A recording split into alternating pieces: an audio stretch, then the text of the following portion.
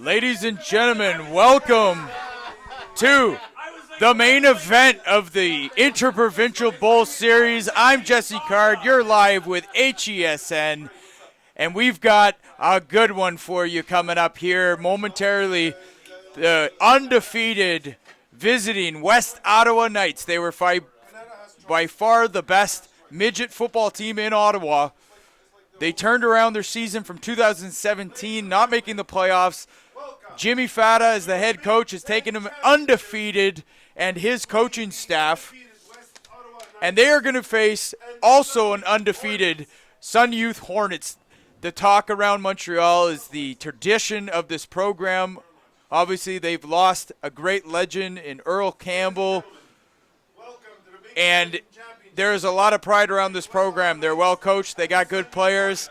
And two undefeated teams in a big heavyweight matchup here tonight in Montreal. Stick with us. We're going to have the national anthem and player introductions after that, and a short commercial break here before we get back.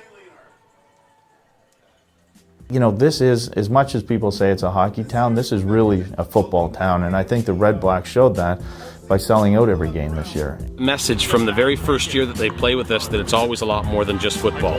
We come together as a group. These kids meet people for the very first time in their lives, and they have to figure out a way to get along with them. They got to figure out a way to trust the guy that's lining up on every play right beside them. The thing that I was most amazed at when I came here was the depths of NCAFA and how deep that runs, and from 6 years old all the way up to 19. Plus, then you have the junior programs. Plus, you have obviously two universities, and I think if I'm an outsider coming into Ottawa and not knowing this community of football, I think I'd be amazed at how much people care about football in this area. And with 12,500 people at the TD place for the Panda game, I think it shows that there is a massive support here. Well, you consider the amount of time our young boys put into dedicating themselves to their team, to their sport, to become greater than what they were when they started. It's phenomenal. They'll probably have the better part of 60 practice. And we are live with the player introductions for the West Ottawa Knights, your Ottawa representative, at the end of the NCAFA development model. These players, some will go on to U Sports, some to junior football, some will end their football career here, but what an experience they have here to take on the best football team here in Montreal, the Sun Youth Hornets. Year after year, they're in the contention, if not winning it. Last year, the Midget Eagles lost to the North Shore Mustangs at Carleton University, now called MNP Park, but now the West Ottawa Knights, Ottawa's last chance to have a winner here in Montreal. And I think this is a good experience for the Ottawa football community to understand that we got a ways to go to get on a national level with our football community.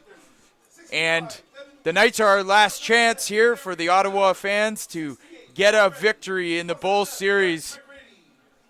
As a quick little recap, the day started with the Mosquito Inter-Provincial Bowl, where the Nepean Eagles lost badly to the St. Lazare Stallions, then followed by a good Pee-wee game.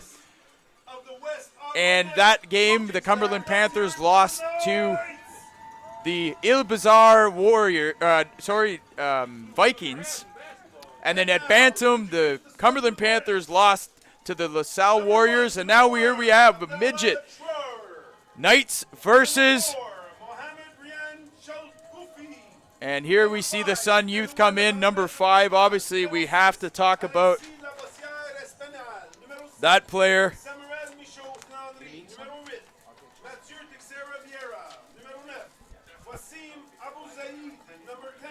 This is the main event. This is your heavyweight fight. And I hope you're ready to rumble. I'm Jesse Card with HESN Live. We're happy to be here all day live, bringing you the Inter-Provincial Bowl Series. And I can already barely wait till next year. The offseason starts at the conclusion of this game, getting recruiting in their territories, getting coaching staffs together,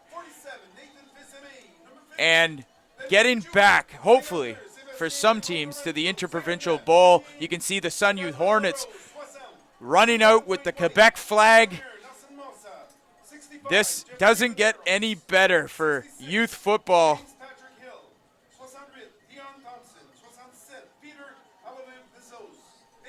We talked a little bit on the end of the Bantam broadcast about some of the key players, but I think we saw last weekend the West Ottawa Knights defeating the North Gloucester Giants in the A-Cup Championship, Midget Championship.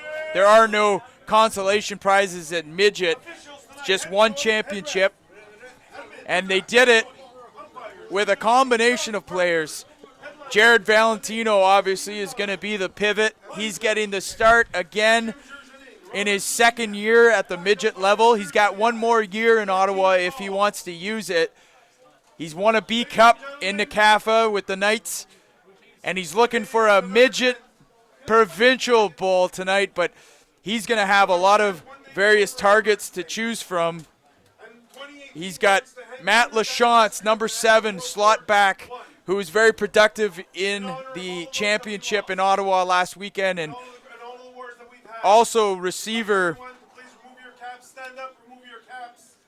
The other receiver that was very productive in that championship game was Telfer, Adam Telfer, the Telfer Business School, we call him.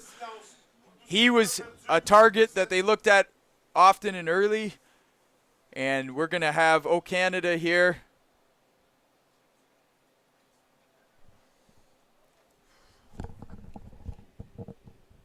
Evans, can you give me a tight shot on like the players that are O Canada?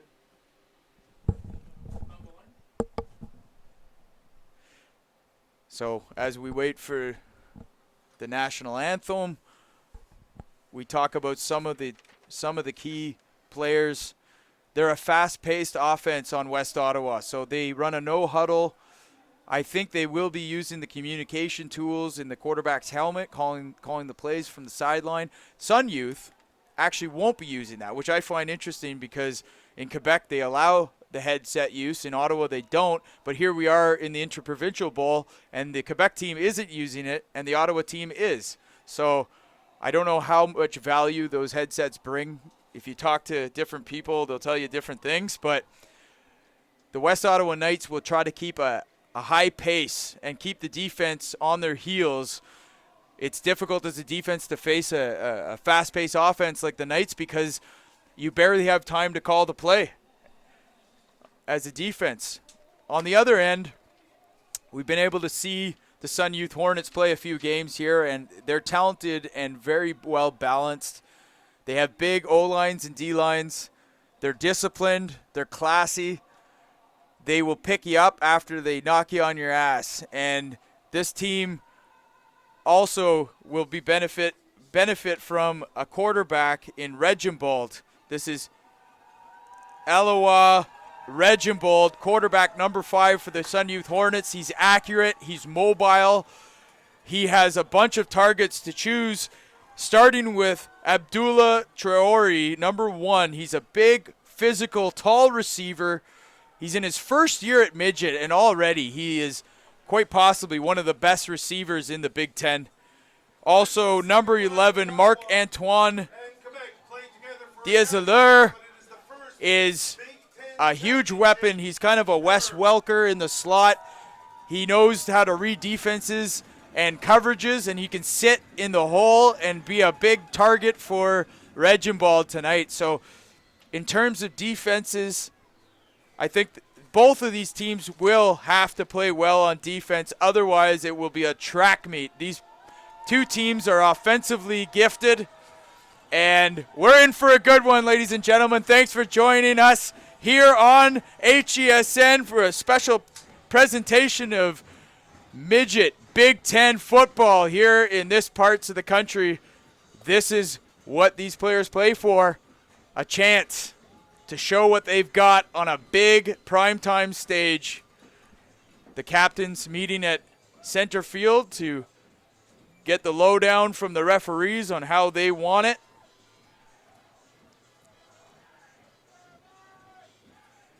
The music's blaring, the stands are packed. And I just can't wait to see what happens.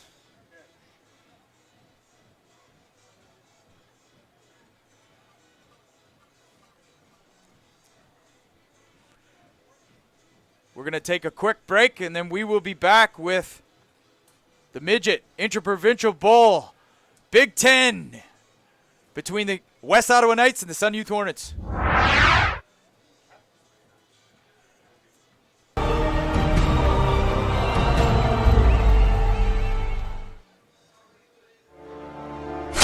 There comes a moment when every man must declare their allegiance.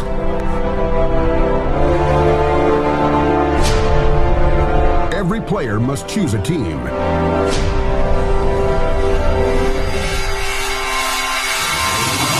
Must choose what they stand for.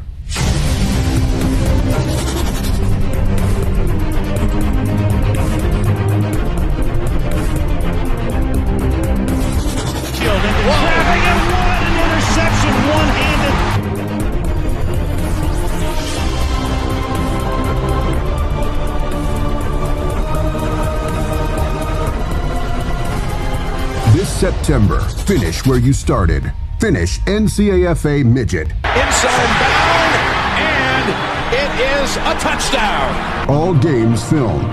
Team huddle accounts. Top-level coaching. University exposure. Game of the Week live broadcast. What an interception! Tremendous play. Dropping back from Keegan. It's a foot race, and there he goes! Touchdown!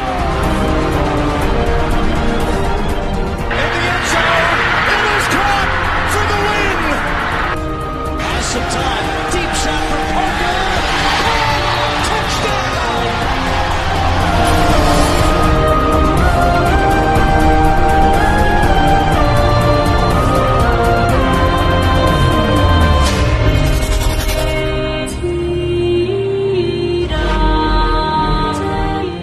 Welcome back. We are live and we are ready for the kickoff. We see the Sun Youth Hornets bench there.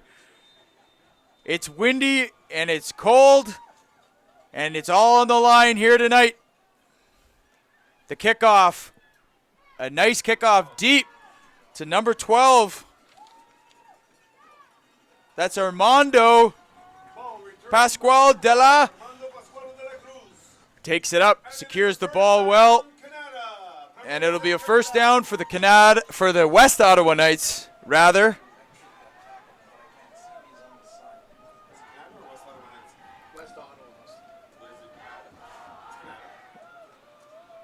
First and 10, like we talked about. Valentino, the quarterback. Armando Pascual de la as the tailback. It's a low snap. Valentino does a good job just to get it. He gets it up to Nathan Coleman, who turns that play into something. That was a low snap. It didn't have much of a chance, and they still turned it into a first down. And you can hear the West Ottawa fan base out there. They've come for the trip. They've made the trip. First and 10, another low slap. They get out to Coleman. Coleman steps out of a tackle. That was Telfer as the wide receiver who knocked down his defender.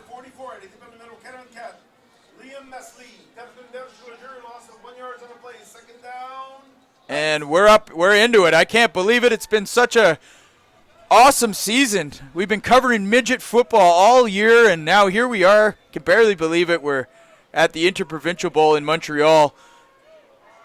And the Knights hand off to Armando. Armando's got some room. He puts his head down and literally knocks. He is running through people right there. Pascal de la runs over two defenders here. And that's number 11. That's their star receiver that's playing corner right now. Marc-Antoine Delorier, who got run over there, but they're using all their athletes where they need them tonight.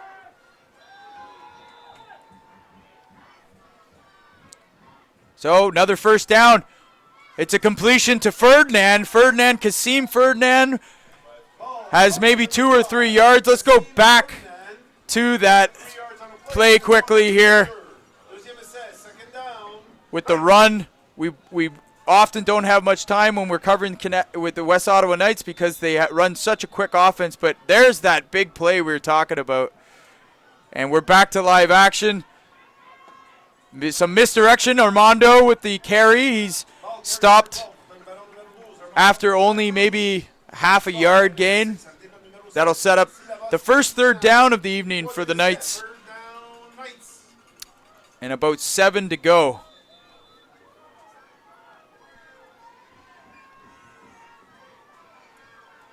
It's a handoff to Coleman. Coleman trying to get the edge, puts his shoulder down, and he won't get enough. It'll bring up 4th down, but they get a couple of yards there. And we talked about how important Coleman is to this offense. He's a home run hitter. They like to run him underneath on mesh type plays. He also runs the jet sweep, and he has taken lots of those plays the distance. Valentino runs to Coleman like we talked about underneath, but number 8 was right on him. That's Vieira on coverage, and I looked like they were playing man coverage. He followed him across the field, and he was right there. And you got to believe that this Sun Youth Hornets coaching staff watched the film. Every team in the Big Ten has huddle accounts. They're scouting film. These are coaches on both sides that have played high levels of football. They know how to break film down. And the Sun Youth Hornets take over. It's an incomplete pass off the left side, and a few linemen get tied up there. That's number 64, Wesley Hampton, tied up with his man there. You know, in the trenches, this is going to get ugly here tonight. Both these teams want this provincial bowl badly. So on 2nd down, it's Reginbald. And the coaches often talk about this running back they have being overlooked because of all the other offensive stars, but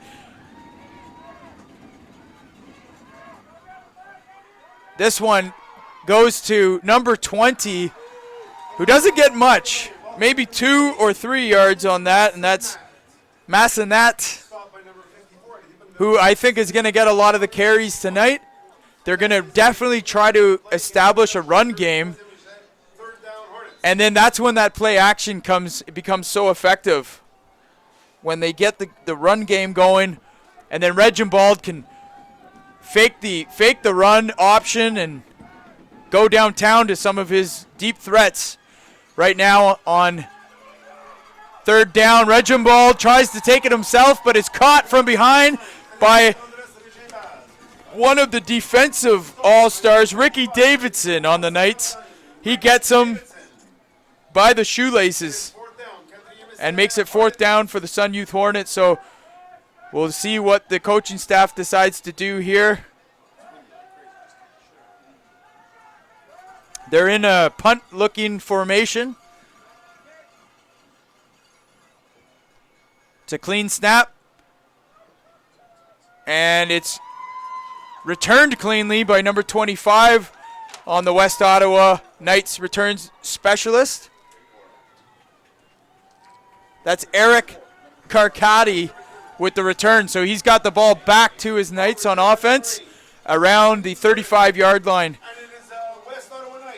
If we go back to that 3rd down play by the Hornets, you can see Reginbald just didn't like what he saw out there in terms of coverage and ran it, but Davidson gets him before he can do any damage.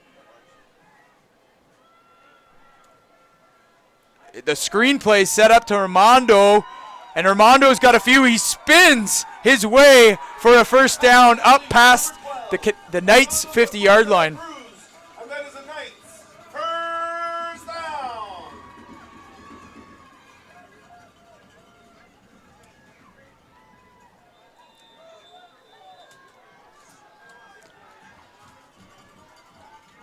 Valentino directing traffic.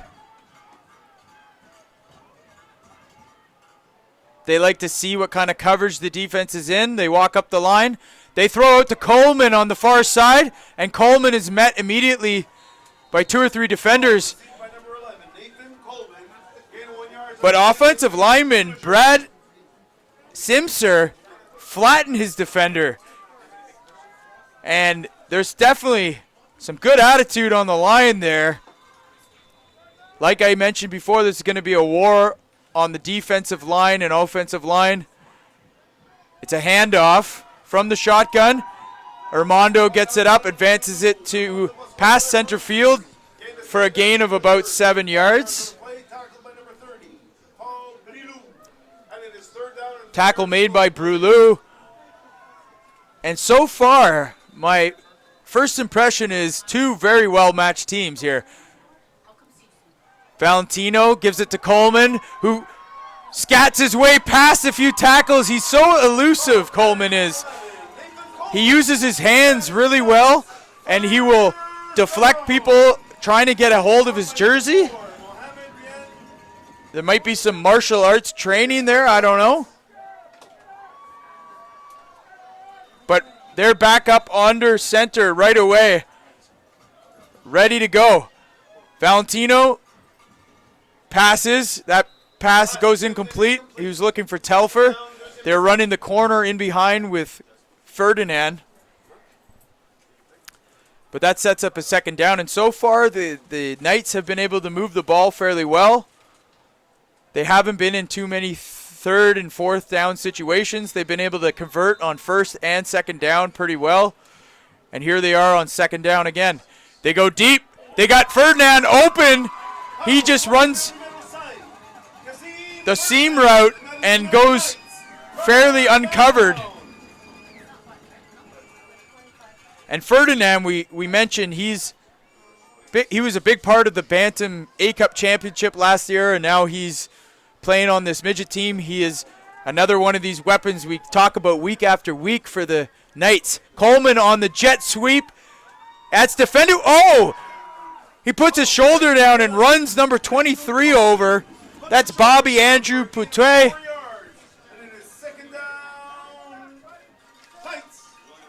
And a nice play by Coleman there. So far Coleman's been thrown to twice, and he's ran the ball about 4 or 5 times. So we know the plan hasn't changed for the Knights. They want to get Coleman the ball.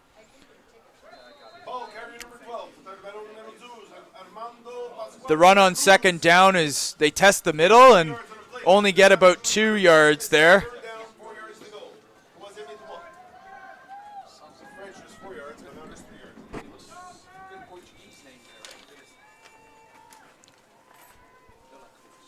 But they've got some hard hitters as defenders on the Sun Youth Hornets. They're trying to set up the screen. Valentino in trouble, but he does turn around and find Telfer. And they get about 2 yards on that pass, but a nice play to make something out of that. Valentino evades the pressure initially and gets his eyes downfield and finds Telfer.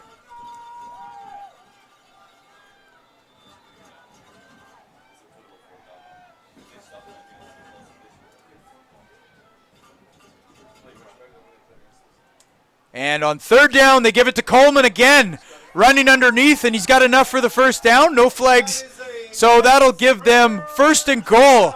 The Knights in their first position tonight to go ahead on the scoreboard. First and goal at the 10-yard line. They've been giving Coleman the ball a lot here on the second series of the evening.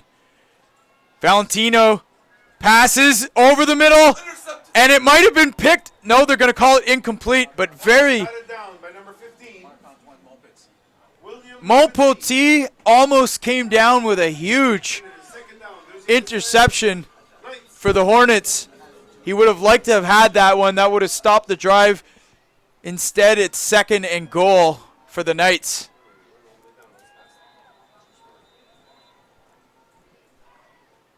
Armando in the backfield.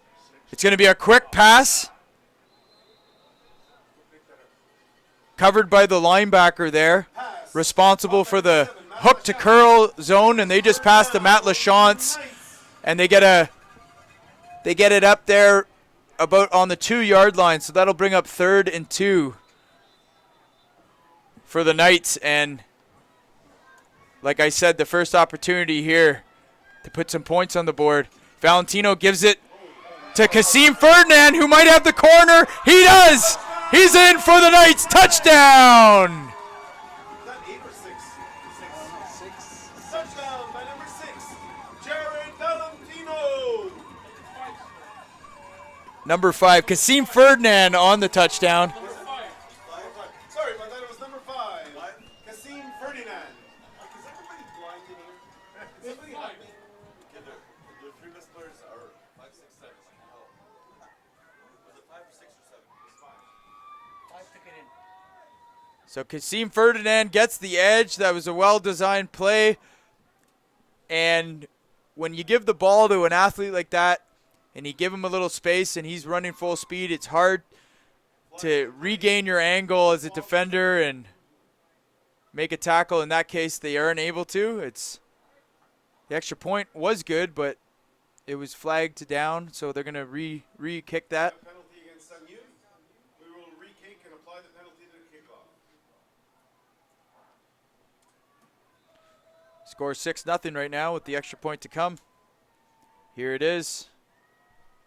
And it's good. So And the convert is good. the Knights go up 7-0 on their second offensive series over the undefeated Hornets Hornets 0. in the Midget Big Ten Inter-Provincial Bowl. We saw the Hornets offense with 1 possession here so far in the first quarter, and came down to a 3rd down. Reginbald kept it himself, ran up the middle, and Ricky Davidson had him by the shoestring. And then they elected to punt on that series. So we'll see what they dial up here in their second series on offense. But Canada with good possession time there. 3:35 left in the first quarter, and really there's only been 3 series between the two teams. So they've been able to keep the ball and move the chains on their 2 series. We'll see what the Hornets can do here. 2 returners deep. That's number 9, Abozid, and number 44, I think, Liam Maisley. They're 2 deep returners on the kickoff. The Knights holding the ball. They're going to kick right in the pocket. And number 8 advances the ball past the 40-yard line up to the 43, where the Knights will scrimmage.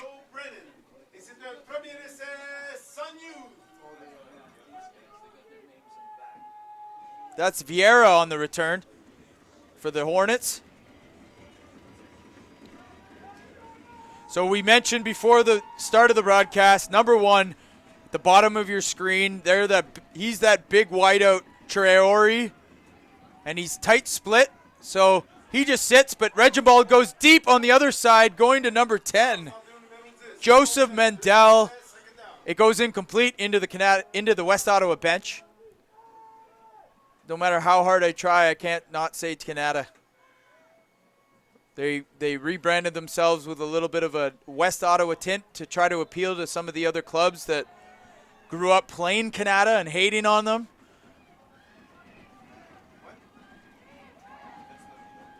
But here we go, Reginbald out of the shotgun, 2nd and 10.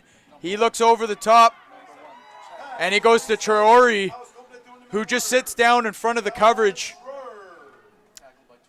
And if they can have some of their big, tall receivers just sit down and Reginbald can throw high to them, they can definitely move the stick slowly and methodically. And also the other important thing, too, is to keep this Knights offense off the field. So if they can manage the time of possession, that's also a good thing. Pass is over the middle. It's incomplete. Well covered.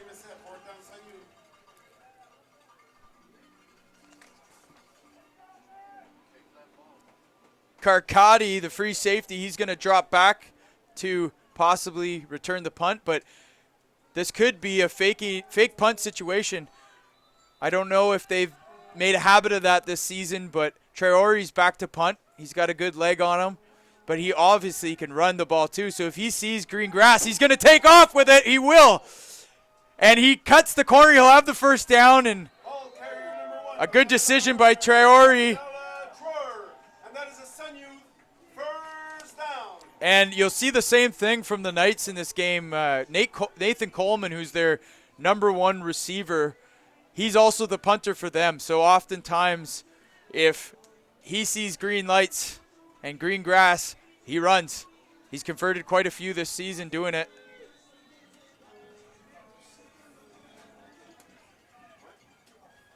$7-0 here in the first quarter. Minute 55 left. Reginbald is rolling to his right. He tucks it. He will run, but he's wrapped up in the backfield by number 8. That's Denny Ferdinand, the twin brother of Kasim, who scored the touchdown. He's a defensive guy, and he gets the star Hornets quarterback in the backfield for a quarterback sack. It looked like Reginbald wanted to tuck it and run, but they did a good job of sealing the edge there, and the halfback, Denny Ferdinand, coming down and making a tackle. So now, because of that, it's 2nd and about 15. We'll see what they elect to do here. They're going to pass. They're looking for number 11 over on the mesh. They got it complete, and he's got some space in front of him. He keeps going. He might be gone. Yes. He's gone. And that's number 11, Marc-Antoine Delia. So the Hornets strike back just like that. They're on the board. And it's no surprise, you know, these teams, the more you analyze them, they're so similar. Their two big receivers are number 11, and they both like running underneath. And they just get lost in that zone coverage. And even if they're in man, they're so fast that it's hard to cover them. The halfbacks have to run through the linebackers who are dropping back into coverage. There's a lot of possibility of losing the receiver. And on that one, he was a step ahead of everybody.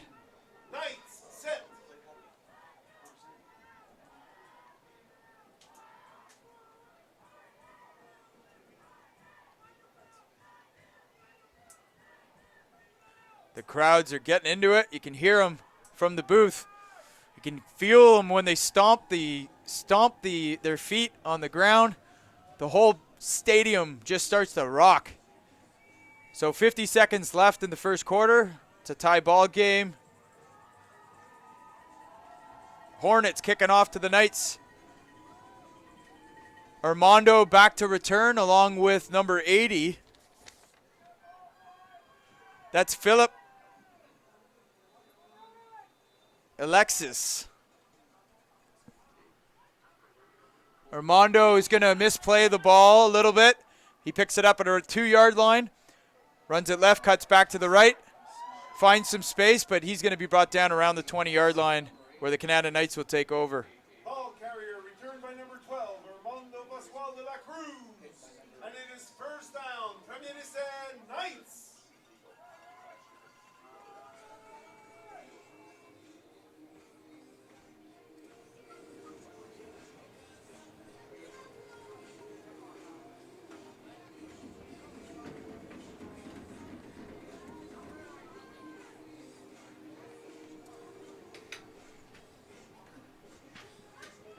If you're watching online, make sure that you get sharing this link. Tag some people on Facebook. Tweet out the link on Twitter. It's live tonight on YouTube and Facebook, both platforms playing this on the QMFL Facebook page, the NCAFA Facebook page, HESN's Facebook page. It's everywhere, and everyone's watching. Welcome. We're glad to have this for you. It's been a long day, but the Knights, Ottawa's last chance of getting a victory in the Bowl Series in 2008.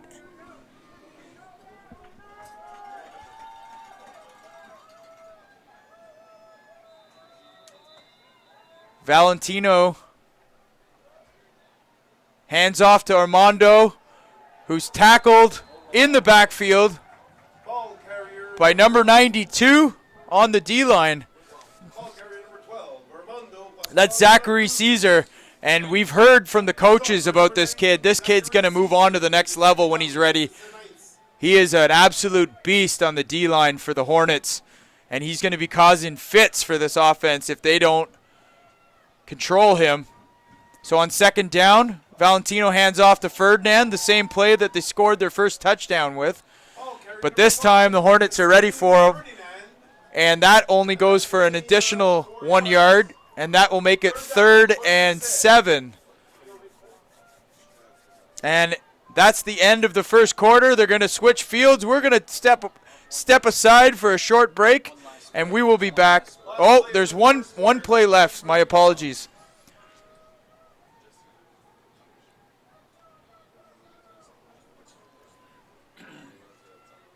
Valentino passes intended for Coleman, but that goes incomplete.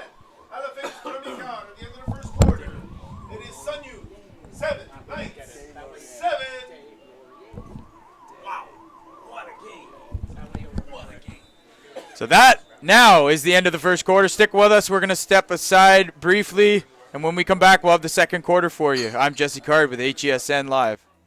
You know, this is, as much as people say it's a hockey town, this is really a football town, and I think the Red Blacks showed that by selling out every game this year. Message from the very first year that they play with us that it's always a lot more than just football. We come together as a group. These kids meet people for the very first time in their lives, and they have to figure out a way to get along with them. They got to figure out a way to trust the guy that's lining up on every play right beside them. You know, the thing that I was most amazed at when I came here was the depths of NCAFA and how deep that runs, and from 6 years old all the way up to 19, plus then you have the junior programs. Okay, we're back, ladies and gentlemen. Start of the second quarter. Nate Coleman punts a big one, and that is hard to handle by that star receiver, Traore. He's still going, but he... Returned by number 1, Abdallah Traore. And that is the Sun Youth. First down. So the Sun Youth come back on offense here, led by their quarterback. They've been talking all day about the size of the linemen of these Montreal teams. I'm looking at number 65 coming to the huddle here. That's Jeffrey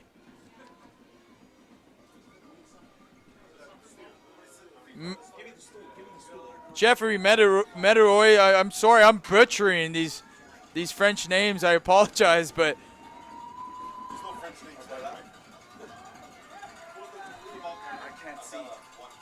it's a handoff to Traore, or Traore, and he gets a couple yards, maybe 3.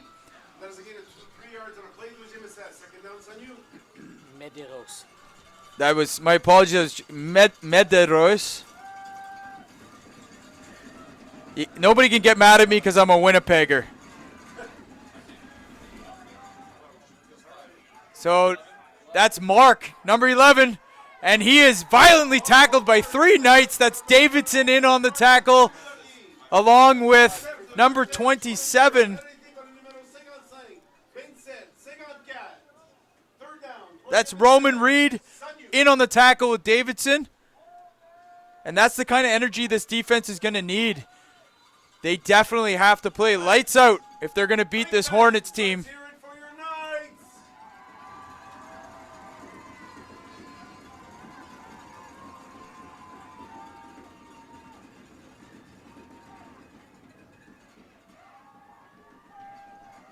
So on third down, Reginbald gets outside the pocket. He's going to want to run it himself. No, he passes it. He's got an open receiver behind the defense, but it's underthrown and intercepted. Pass intercepted by Canada, by the West Ottawa Knights. The other factor, too, with that throw is he is throwing into the wind there, so he might have seen his open receiver, but it just he didn't get as much as he thought he might have when he threw it, and that's going to be intercepted. And that's one of those decisions that you maybe want to see your quarterback, if you're the Hornets, just eat, because a lot of bad things can happen and only a little bit of good when you're making decisions on the fly like that. So the Knights take over. Valentino throws an interception himself right back to 44. So they get a huge interception, and then they give it back to them, and basically they're where exactly they would have been if the quarterback would have run out of bounds. So Liam Maisley gets the interception for the Hornets, and we are punch for punch here in this game. We won't have much time, but we'll have a quick look at that interception.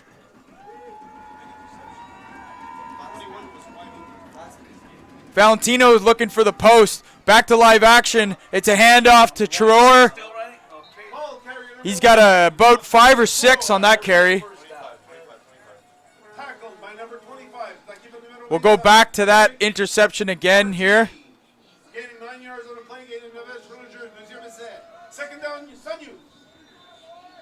That was an ill-advised throw by Valentino for sure. So 7-7 in this heavyweight matchup at the Midget Big Ten. It's a handoff again to Traore.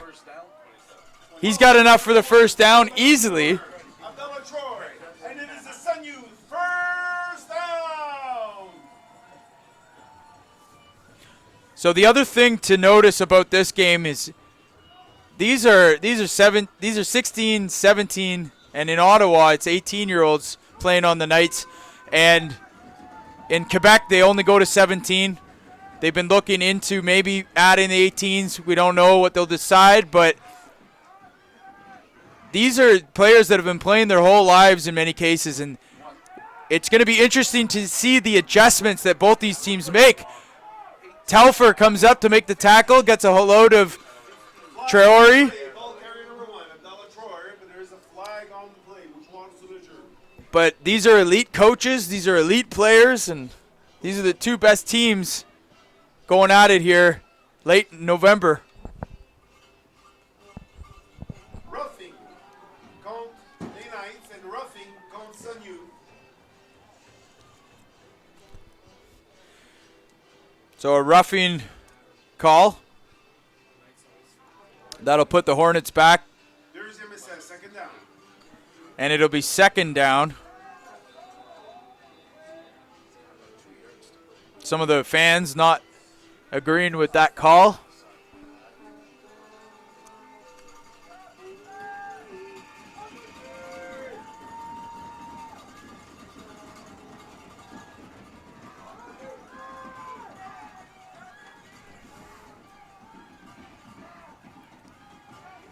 Two running backs.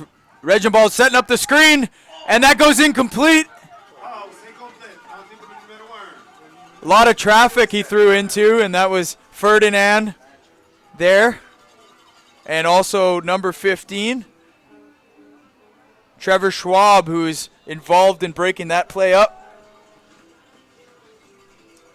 So Sun Youth go back to the huddle and call themselves a third down play in West Ottawa's territory.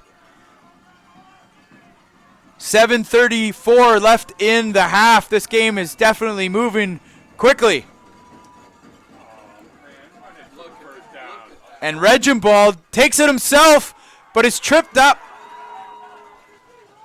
Gain of 3 yards on the play. Gain of 3 yards on the turn. Number 5. Kassim. Oh, no. They're not going to convert. So on fourth down to tie game, still the feeling out process is still occurring with these two teams, but do they have a field goal kicker that's capable of maybe hitting a 40-yarder, or are they just going to keep the offense out there? In a game like this, maybe 1 point is something. They're going to call a timeout. We're going to have a short commercial break, and we'll be back to see what the Hornets decide to do.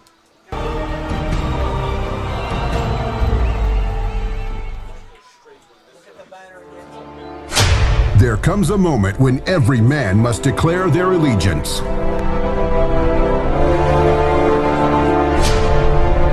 Every player must choose a team.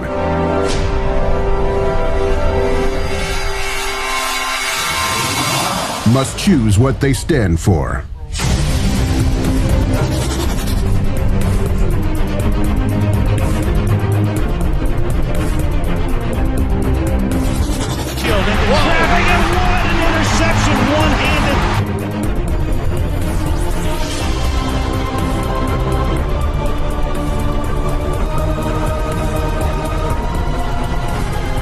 This September, finish where you started. Finish NCAF.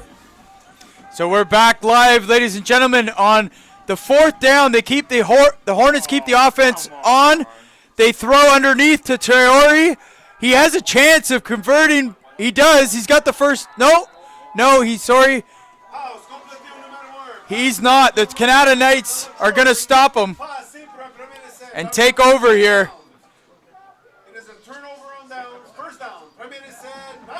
So that is a big play for the West Ottawa Knights. It's not the most flashy play, but when you think about it, at this point in the game, 7-7, 6:31 left. If they convert there, they got another fresh set of downs, and the way they're moving the ball, it's foreseeable that they could have at least put some points on the board there on that series. So Canada takes away those hopes, and then they come back and Valentino fires over the left side, looking for Kasim Ferdinand, but he's not able to make the catch. That goes incomplete and sets up a 2nd and 10. And now, as the Knights, you've got to want to definitely turn the field position around here. You won't want to go 3 and out and then have to punt. And you do have the wind on your back is a good point, so if they do have to punt it, they'll get a big one, and Nate Coleman already has had a huge punt, so he's capable. He's got the leg. But here he goes. Valentino's going to look for Coleman. Coleman's got it. Coleman fumbles! And that ball's loose for anybody. We'll see what the referees are going to have to get to the bottom of the pile here to sort out who ended up with it. But this is a problem that we talked about on the podcast. The Sun Youth got it. Sun Youth come up with another turnover. They had an interception that Valentino threw last series. And this is actually something we talked about on the podcast. They said when you pass the ball as much as Canada does, you're putting the ball in the hands of receivers that aren't typically used to running the ball a lot and holding the ball a lot. And they might be a little lackadaisical with the way they carry it. And in that case, again, the receiver's stripped after a catch. And the Sun Youth pick up on offense. That's number 20 that tests the middle of that Knights defense, Joseph Mendel. Gain of 6 inches on the play. This 6 inches is brought to you by Subway. Subway, eat fresh.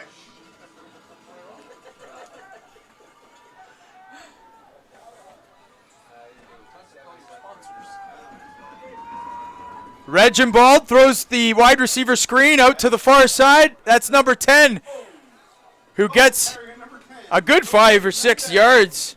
Mendel again. Gain of 6 yards on the play. Gain of 6 yards to the juror. It is 3rd down. And my apologies, a couple plays ago, that was Heldon Messinet that ran the ball. Number 20, the running back. No, it's a 1st down. It is a Sun Youth 1st down. So Sun Youth get a first down here, and they're back in Knights territory. The ball will be spotted at around the 26-yard line, 27-yard line.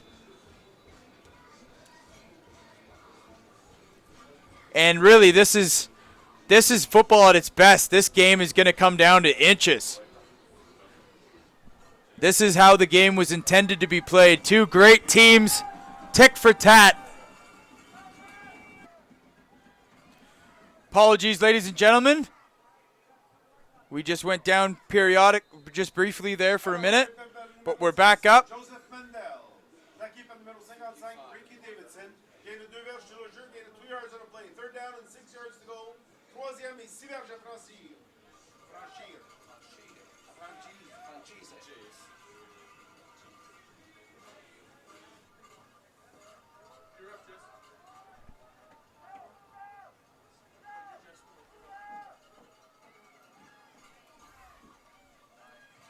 Reginald takes off himself.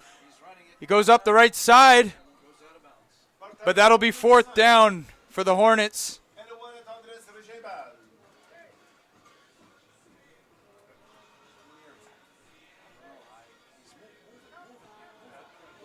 Premier essai, first down, Sun Youth.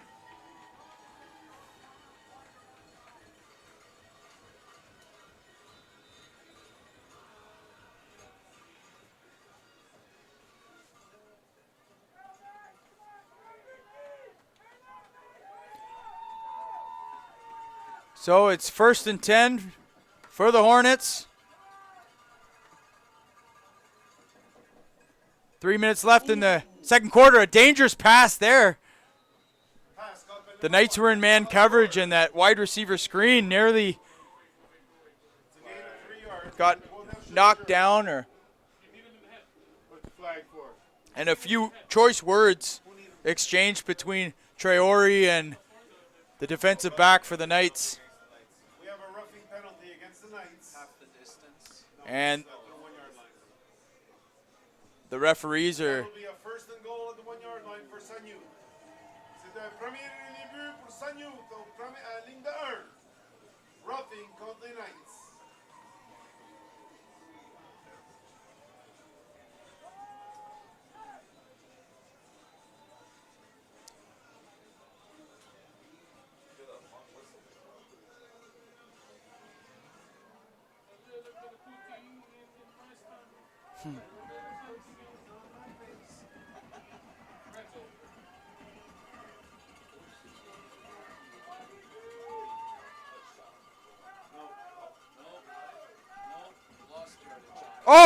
Oh! What is going on here? This is picked up. That was a fumble. It's a live ball. The Knights return it all the way and dodge a huge bullet. The Hornets were on the doorstep. The ball comes out. You see that? Hey, Renzo. Hey. They called a Renzo play there just now. He turned around and tried to get a handoff on the half-yard line to the fullback, and he took it right out of his hand. Unbelievable. What a fucking play was that? We are going to have a look at that play. I don't entirely know what happened, but here we go. Knights ball again. They're going deep, over the top, and it's picked off by number 15, the free safety of the Hornets, Mon Petit. And I can't believe it, this game.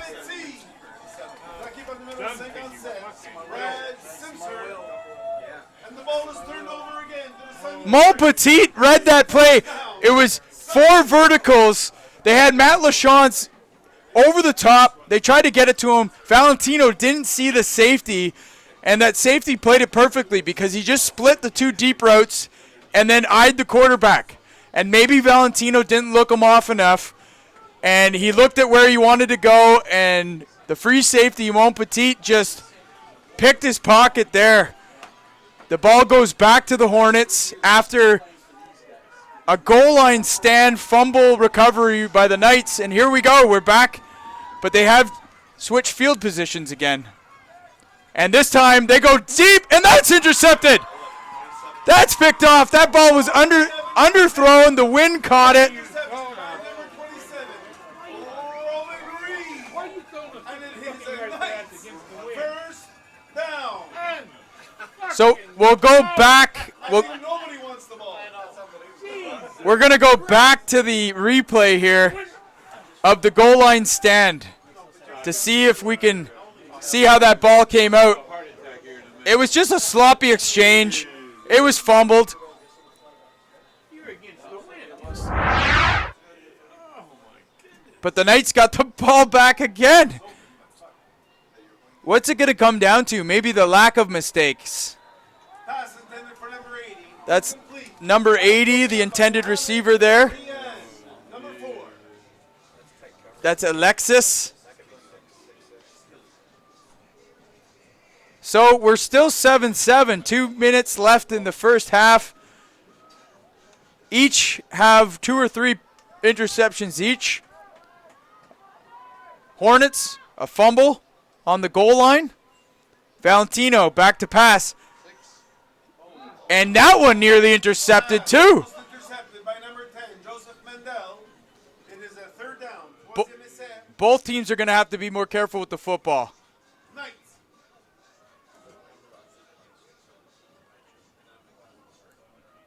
Could very well be a defensive player in MVP.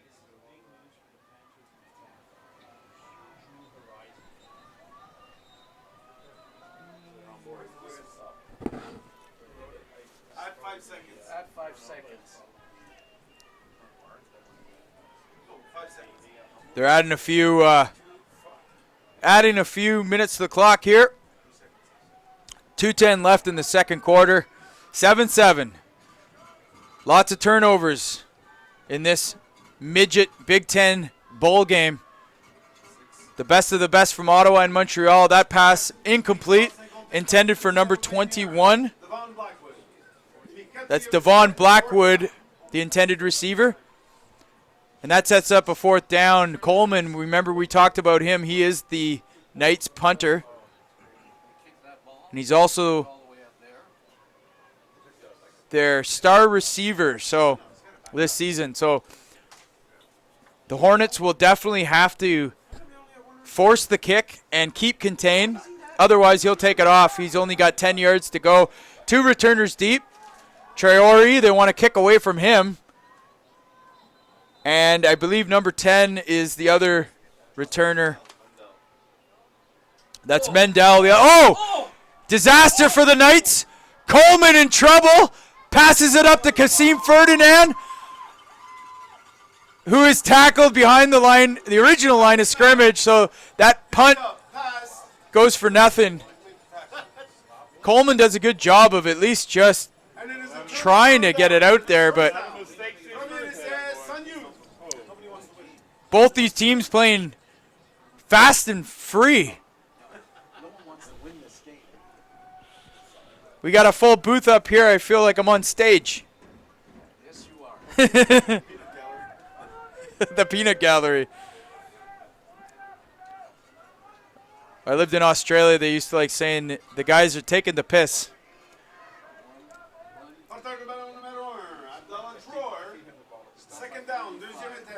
So first down run by the Hornets.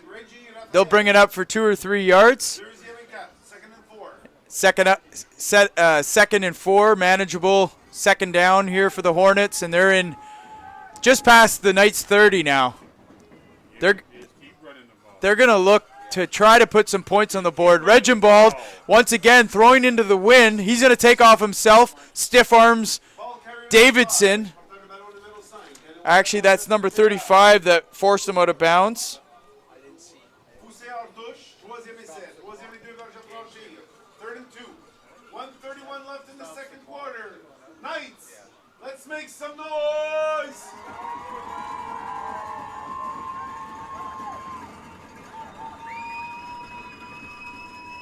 For those of you watching around the 2 provinces, be sure to share the link. There's still lots of football left. Only 7-7 here in the early goings of the first half. The late goings of the first half. is a Sun Youth. That's a first down for the Hornets. Traore gets the carry off the left side. But every yard is hard earned, and this is two stingy defenses. They're keep it on the ground with Traore, and he's tripped up in the backfield by Ricky Davidson. A nice play by that Knights defense.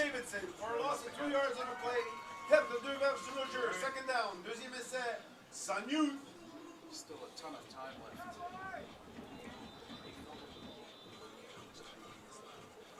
We'll go to the Inter-Provincial Bowl replay here and see the nice tackle made there by Ricky Davidson. You're right. Stay up to the middle. You have to do that all day, man. Oh, they're going to throw the ball. That's why. It's a pass out to the left side. Traore's got the corner, and he's going to go in for the score.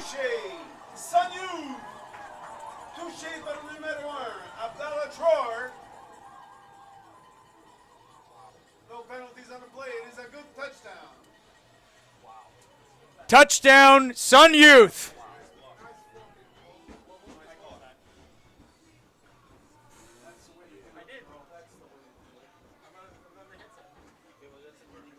She's on fire.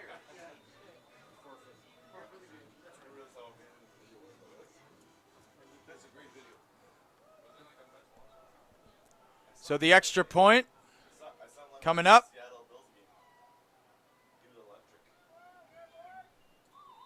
And that's good. So 14-7, the Hornets go up over the Knights. But what a great final to this weekend, this bowl weekend.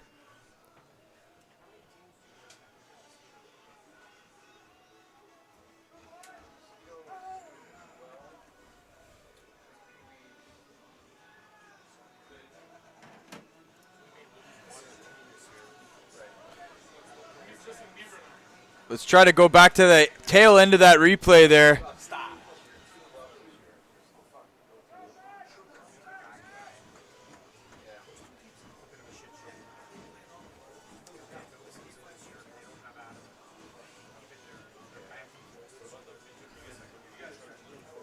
He just got the corner. And they get in for the go-ahead touchdown. You're watching HESN Live, special presentation of Midget Big Ten Football, NCAFA, QMFL. And Ferdinand returns the ball up to the 36-yard line. That's Denny Ferdinand, not his brother Kasim, who plays predominantly offense.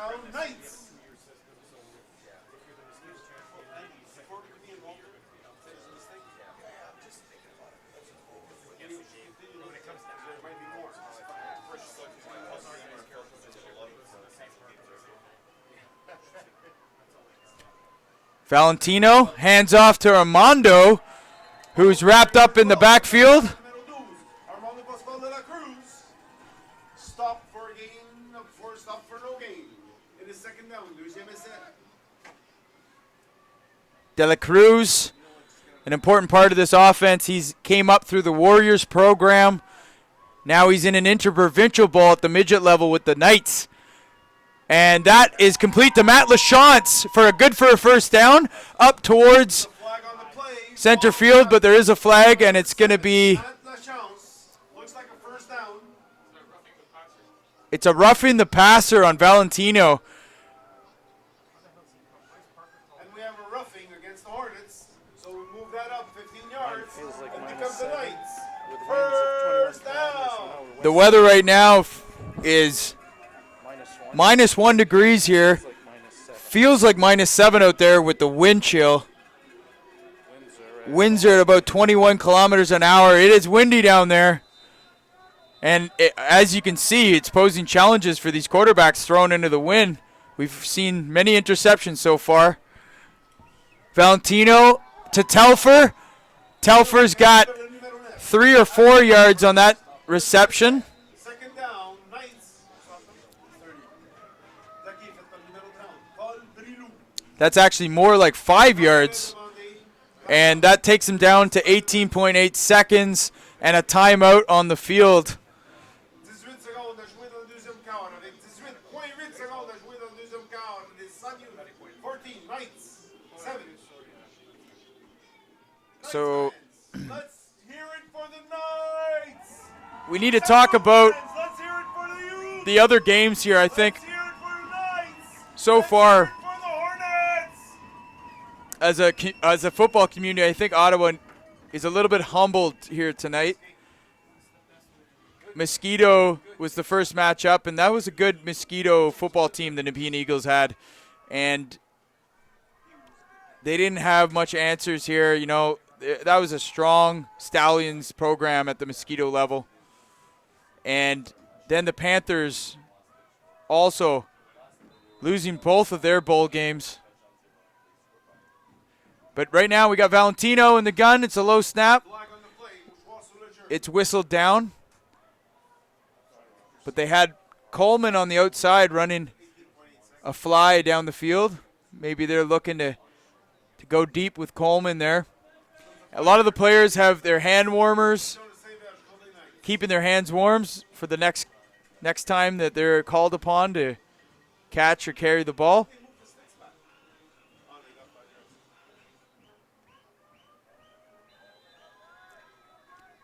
Here we go, 2nd and 9 for the Knights. 17 seconds remain in the half. Valentino looking for LaChance, but that goes incomplete. And coverage was good on that play by number 8 of the Hornets. Vieira again.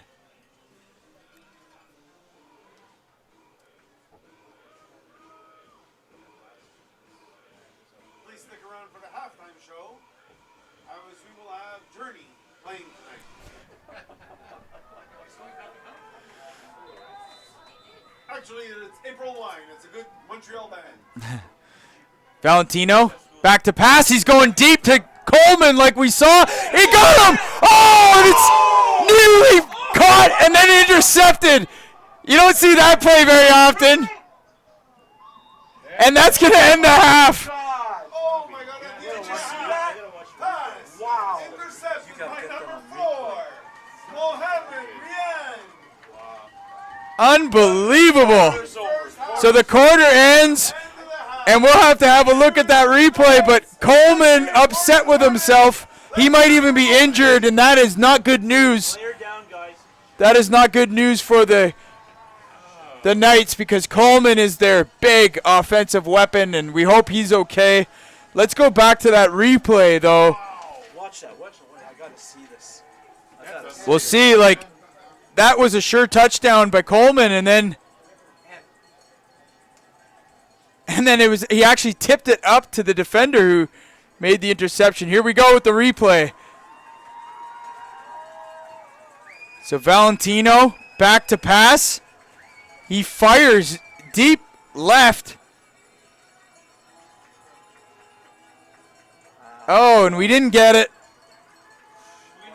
We didn't get it, but that's okay. He basically tipped the ball up, and it was intercepted in the end zone. You're right. I've seen enough of this half. That's not good. What a good game. But we hope Nate Coleman is okay. He's getting helped off. He's up on his feet. He's up.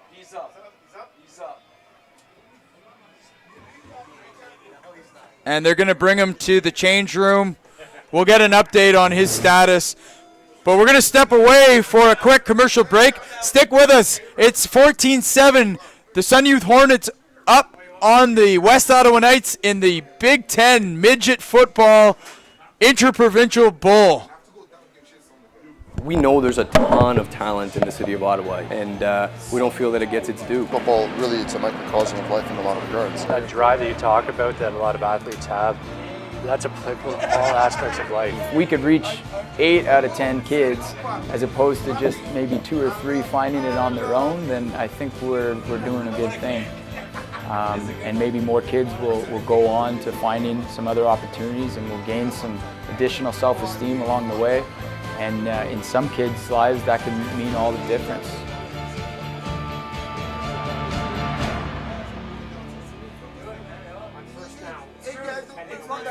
Number 89, Jesse Carter. I'm from Ottawa. I grew up playing football in the National Capital Amateur Football Association for the Bell Warriors. And now I own House Edge Media and the House Edge Sports Network. NCAFA holds a really special place in my heart because it's the community that I grew up with, spending 8 to 10 years playing football in NCAFA. It provided me an outlet outside of school, and it helped give me an identity that I was a football player. Let's see your tackle or your pass. Between the L's and the S as Calvillo tries to go to work in the air. Woodcock's got it, and look out, Pat Woodcock could go. Only Malcolm Frank, he's not going to get there. I started playing Canada Knights when I was 8 years old. I say all the time it was a crucial aspect of my football career, because I just think about what possibilities might have been had I had a negative experience early on, right? And I was really fortunate to have some really great coaches and men that made a positive impact on my life at a young age. It taught me the game of football and taught me to love it, and it led on to some great things. The longest pass reception in Grey Cup history, 99 yards to Pat Woodcock, a former ball boy for the Ottawa Rough Riders. I think football, because I seem to be good at it, it provided this place outside of school and outside of my family that I could go to, and it provided a lot of self-esteem, being good at something early in your life. So ever since this first practice here at Linwood Park, I was on this mission to be the best football player that I could be.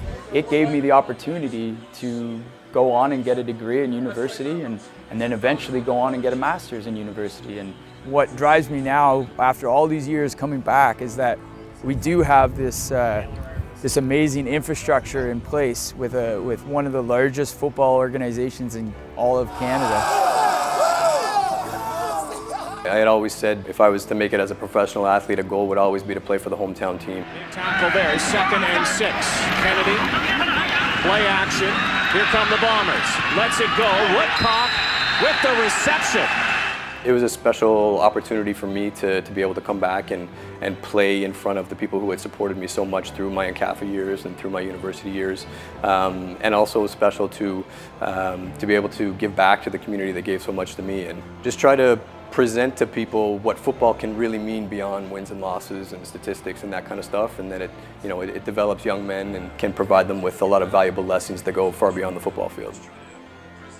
Knowing what this sport did for me, I don't think there's anything more important in my life than to be able to take those lessons and then give that back to the next generation, making it easier for them and accelerating their growth and their success. I don't think it stops at the end of practice or at the end of a game. I think that contact with the kids and opportunities that are available for them should span 12 months of the year, around the year, and sometimes that's as simple as providing them information about how other athletes and students have done it themselves and have been successful. When it comes to a university, specifically an NCAA university or a CIS university, recruiting a student athlete, it goes much beyond what your game film shows. It goes much beyond what your 40 time is. One of the first things they're going to ask about is your grades. Are you dependable? Can we count on you? Are you, do you do what you say you're going to do? What I've noticed about growing up, moving away from Ottawa and then deciding to come back and live here is that sports have defined my life, and now having a pro football team in the Red Blacks, being able to walk to the game down the streets, now we have that again in Ottawa, and there's so much pride for the people that are interested in the game of football here in Ottawa. We know there's a ton of talent in the city of Ottawa, in football, but in a wide variety of sports, and we don't feel that it gets its due. And I think part of that is just because some of the athletes are not being presented the right information and not having the opportunity to really maximize their potential. The true important thing out of this game is helping other kids find that level of passion and commitment in something in their life. And it may lead to a CFL career for them, or it may not, but they're going to get something really valuable out of the experience. I'm excited for the future of this game in this country, and I'm honored to be a part of that development. And we're just getting started.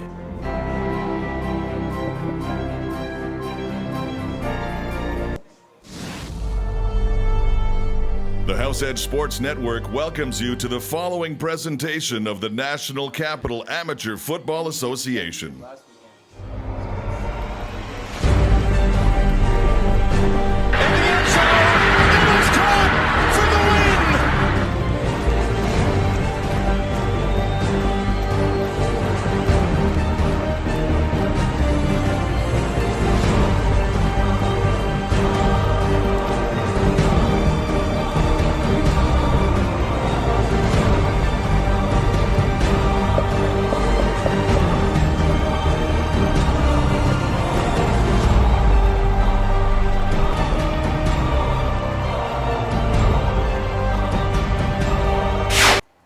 You know, this is, as much as people say it's a hockey town, this is really a football town, and I think the Red Blacks showed that by selling out every game this year. Message from the very first year that they play with us that it's always a lot more than just football.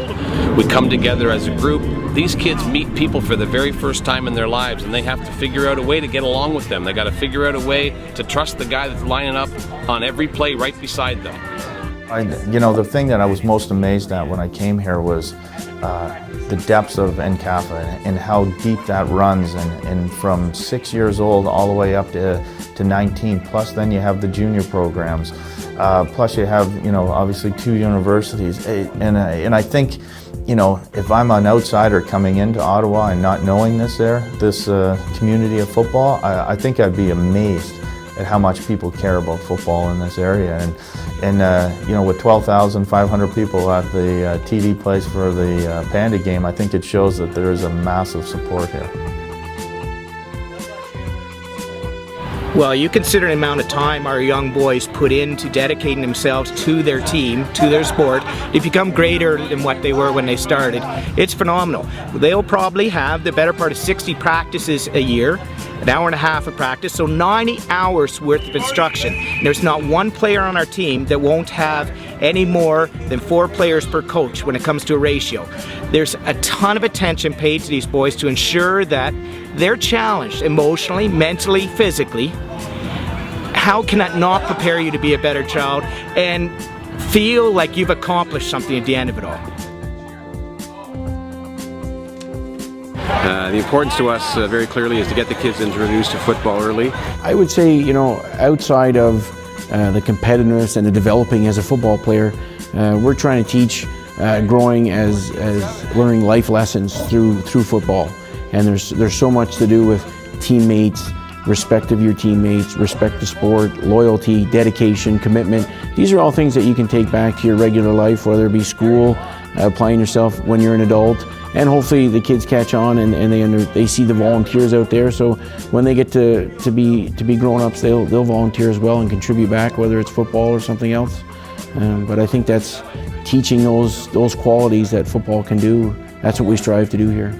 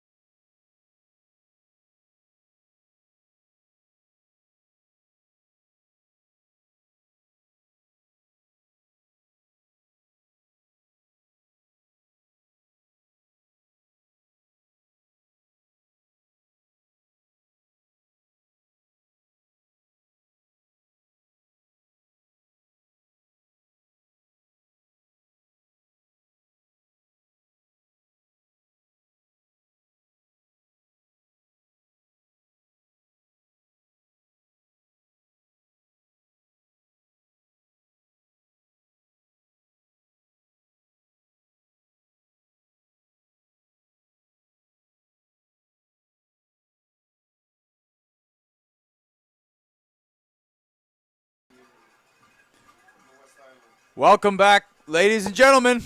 Jesse Card here with HESN Live. Special presentation of Midget Big Ten football. This is the conclusion of the inaugural interlock season between NCAFA and the QMFL. And we have two undefeated teams, by far the two best teams in midget football, going at it. And it's a 14-7 game here as we head into the second half.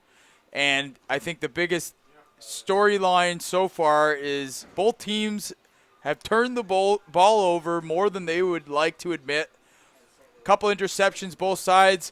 The Sun Youth Hornets had the ball down to the 2-yard line, and then they fumbled on a botched, sloppy exchange between the quarterback and the running back.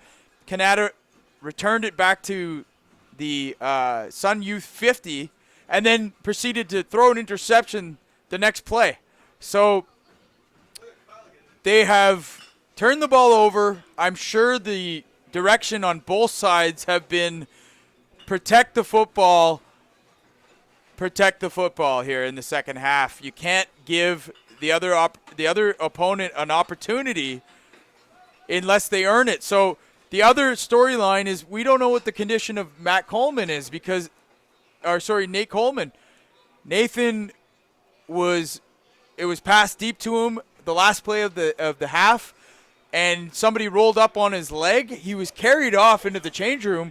We don't know if he's back on the field, but that would be a huge blow to this Canada team if Coleman wasn't able to return, because as everyone knows that have been following the Knights all season, he is their go-to receiver, the number one productive guy, leader in touchdowns and yards, and they're going to need him in this second half, so we'll get an update on that.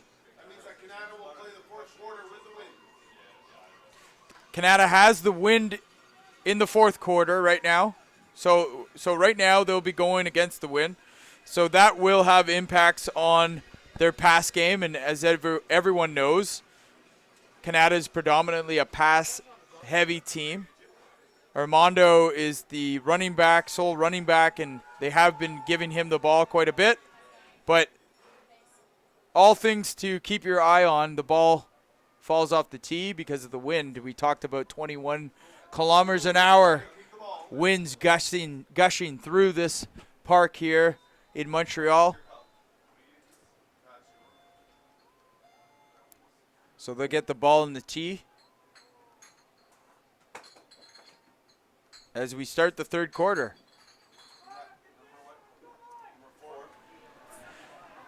And the Hornets return it past midfield, tackled by number 27 on the Knights. Tackled by number 37. Back in the middle. Number 27. Robin Reed. First down. Starts the third quarter. That's Roman Reed with the tackle there, and the Knights will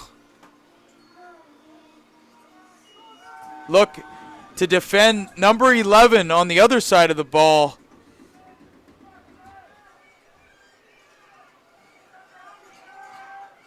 Here they go, the quick handoff up the middle. They test it with number 20, and he's got a first down. Massonet, and they run right through the middle, and there's a casualty on the ball. That's number 58. That's down for the Knights. That's Kieran Jackson, defensive lineman, and he's in a bit of pain.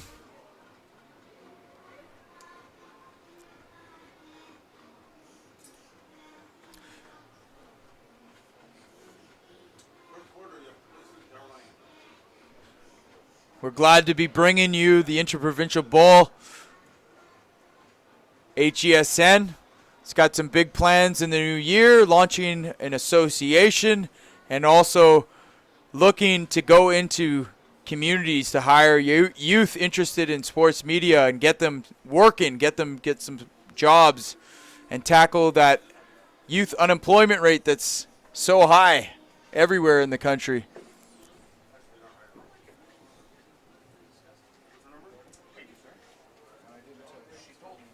It's 14-7. Hornets. Marc-Antoine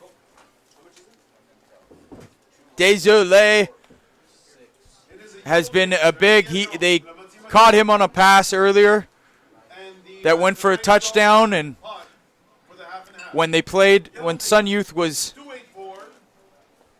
in Ottawa to play the North Gloucester Giants, it was Marc-Antoine, number 11 for the Hornets, that scored 3 touchdowns on them. Traore adding another on a deep ball. So these are a dangerous team, and you know that Canada has watched enough film on them. They know that they're going to have to be good in coverage. They can't let any of the receivers get behind them. One of the interceptions thrown, they had an open man. I think it was Traore that got behind the defense, but because the wind is so strong, the ball kind of died in the air, and it was intercepted. But Canada now going against the wind, they're going to have to be cognizant of that. But right now, on the other side, conversely, the Hornets have the wind, and they might be looking to let the ball fly a little bit here in the third quarter.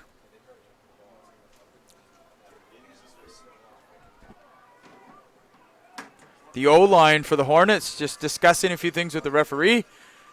Getting set. And here we go. Hornets ball, 1st and 10. Regenbald back to pass. He's going to go over the top. He was looking for Marc-Antoine, but that goes incomplete.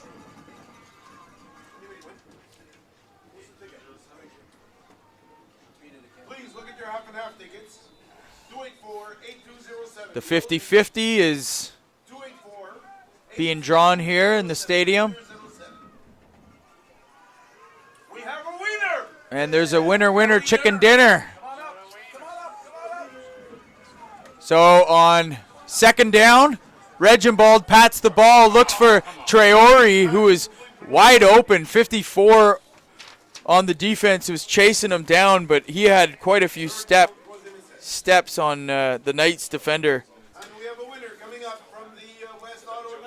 That's Connor Seguin that was in coverage.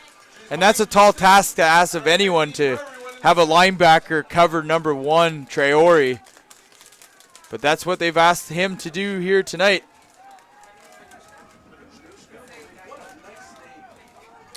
So now 3rd and 10. Regenbald back to pass, sets up the screen, and they got it. They had space, but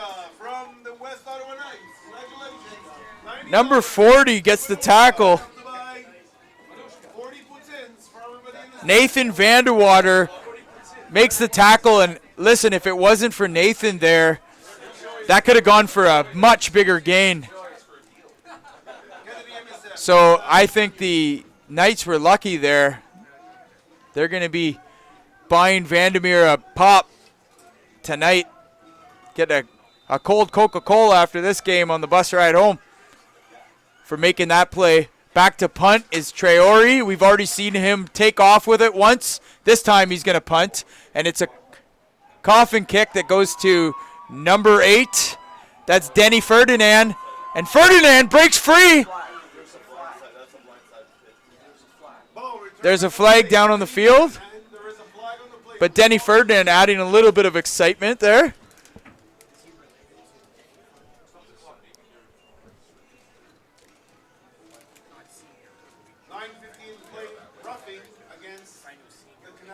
So the Knights get a roughing call for a block.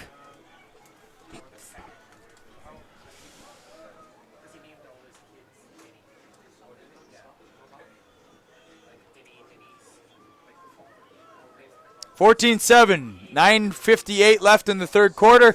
This is truly a heavyweight matchup. Blow for blow, and the snow is starting to pick up a little bit here. So the Knights pinned deep in their own end. They're going to hand off to Armando, and there's looks like a face mask. The call goes out. Now, the Knights are claiming that the ball came loose and it was a touchdown, but there was a face mask before that. So we'll let the referees sort this one out.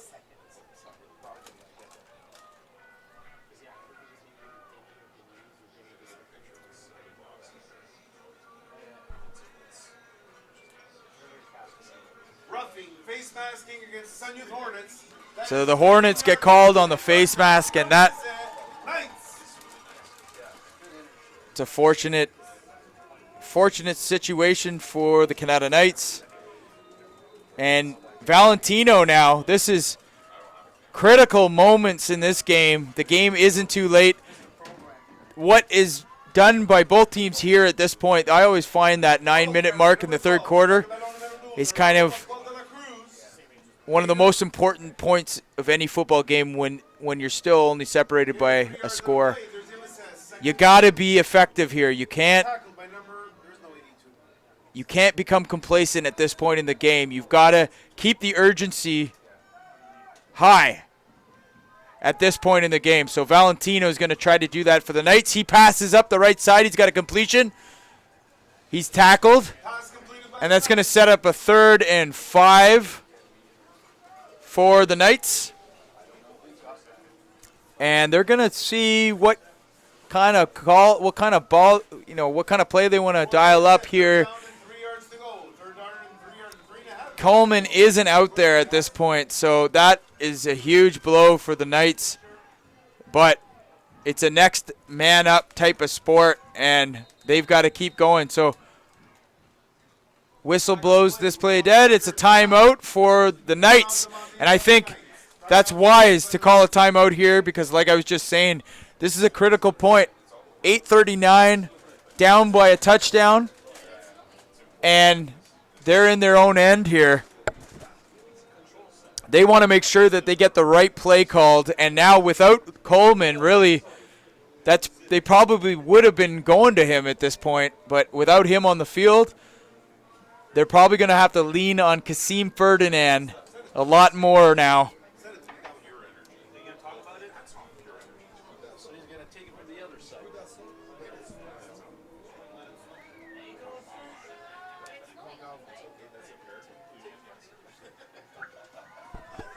So here we go. Canada Knights, or the West Ottawa Knights, I should say. 3rd and a short 5. Valentino's got to do it on his own here. He goes up, and a huge catch is made by Kasim Ferdinand to get a first down and keep the offense on the field. Those are the kind of plays that the team needs to make at this point. And they're back up under center again. There's no time to defend for the way this offense is run. Matt Lachance is ripped down. He loses the ball, but it looked like a face mask from up here. No flag down. And I think that's going to be Hornets football. No, they're going to call it 2nd down. Not sure how that.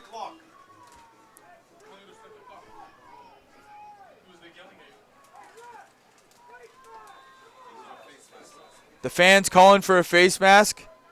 I thought I saw a face mask personally, but no call on the field, so it's going to be 2nd and 9 for Valentino and the Knights. They're going to go deep up to Kasim Ferdinand, who's got it.